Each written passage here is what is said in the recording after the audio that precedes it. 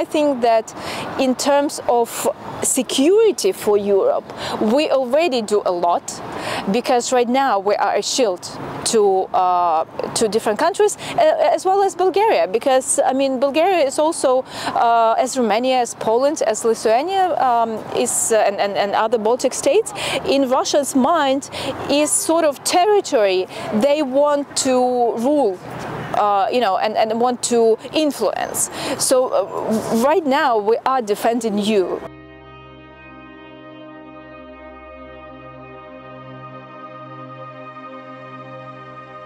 What are the differences in the way the Върховна Рада and every MP in the Rada work right now during the war? We still go to the parliament, to the building of parliament, and vote for the laws. We've had 6 or 7 meetings already since the war state that was declared in the morning of 24th of February. Of course, it's not like usual that we sit for 1 week, we come for 1 day and vote for many laws at once.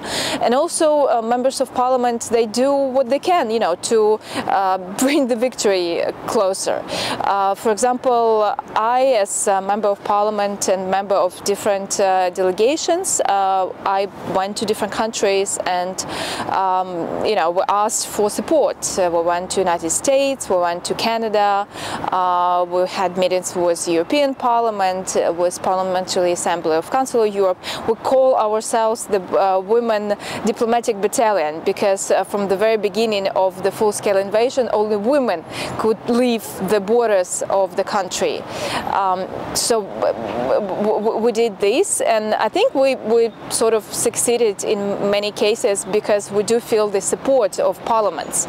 Of course, President Zelensky addressed a lot of parliaments around the world, and for example, in Congress, his speech was, probably went into the history. But also we sort of work as volunteers as well. We bring things, food, ammunition that can be bought somewhere and brought to the troops, or humanitarian aid to people who had to leave their regions, or go in there and bring in food to the regions which are, under shelling and bombing. You have been involved in communications for a long time, so we know that right now there is a different front line, different than the conventional one. Could you tell us how the Russian propaganda works and how do you manage to fight it? First of all, around 1 year ago, we closed down the channels that belong to Medvedchuk. Medvedchuk is now in prison for treason, and they were sort of, Ukrainian Russia today, so to speak.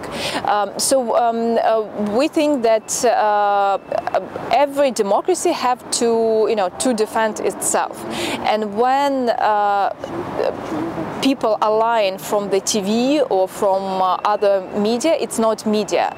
It's putting into your head their point of view. Look at Russia. I mean, most of Russians, they support what Putin does, because it's, on the TV they are heroes trying to liberate Ukraine. But in the real world, they are murderers, killers, and rapists. So I think that the vulnerable part lies in social media, and I know that, for example, in Bulgaria there are the same problems because of the, Cyrillic, and also the sort of influence that was years before,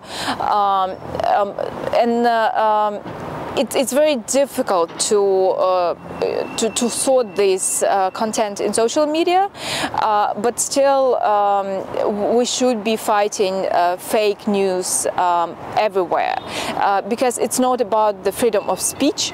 It's they try to to use the same instruments as in oral world, but in social media. What We arrived in Kiev almost 2 weeks ago, and it's not hard to notice that the authorities are kind to the foreign journalists. So what's the Ukrainian strategy in this conflict? What's the Ukrainian communicational strategy?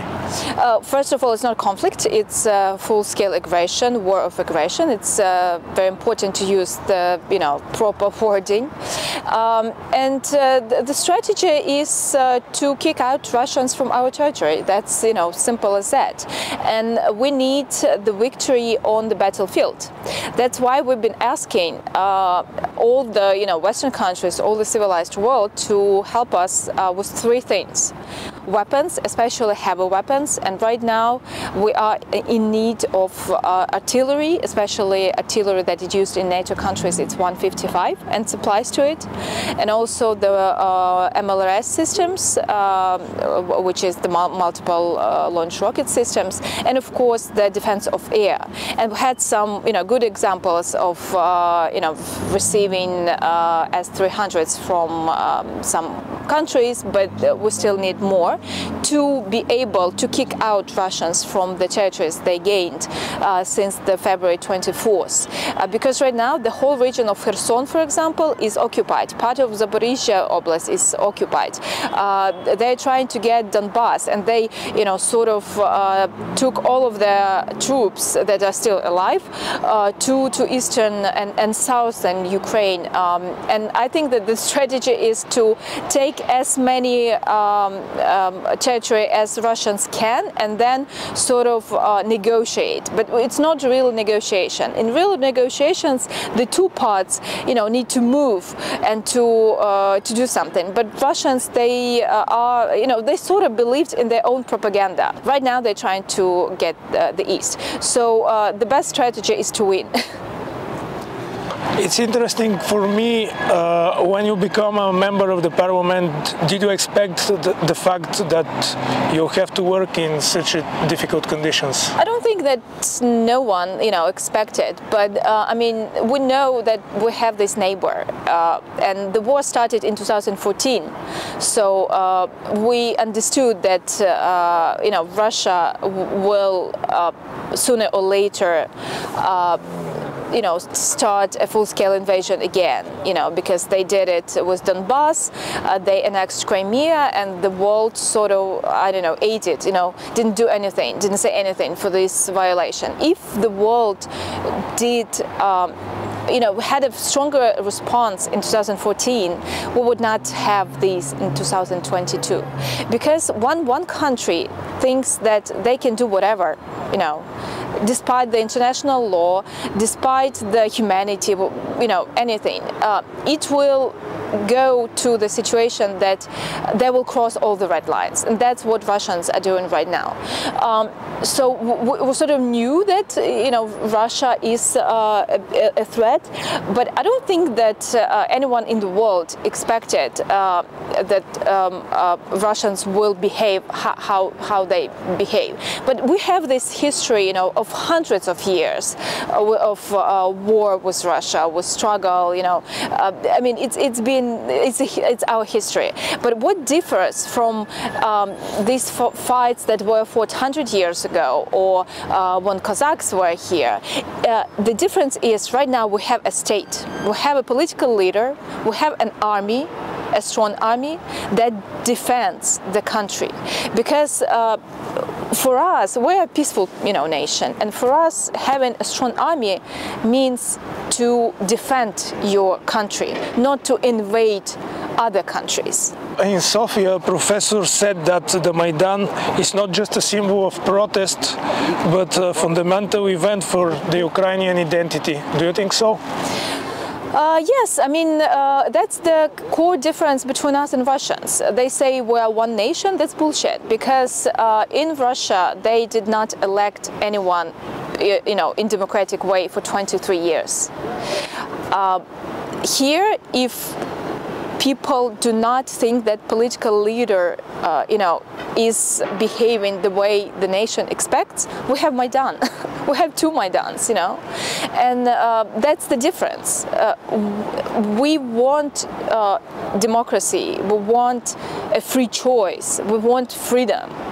And that's why Russia will never succeed. I mean, we understand that maybe if something, happens, the sanctions will somehow influence, and Putin says, okay, we'll freeze this situation, no more fighting. I don't really believe in this, but okay, let's imagine. But it means that in 2 years, in 3 years, when they build and have, the new tanks and new missiles, they will come back again. So it's sort of, it's a clash of civilizations, and this clash of civilizations is being in Ukraine right now, and here, because Maidan is sort of a symbol of Ukraine.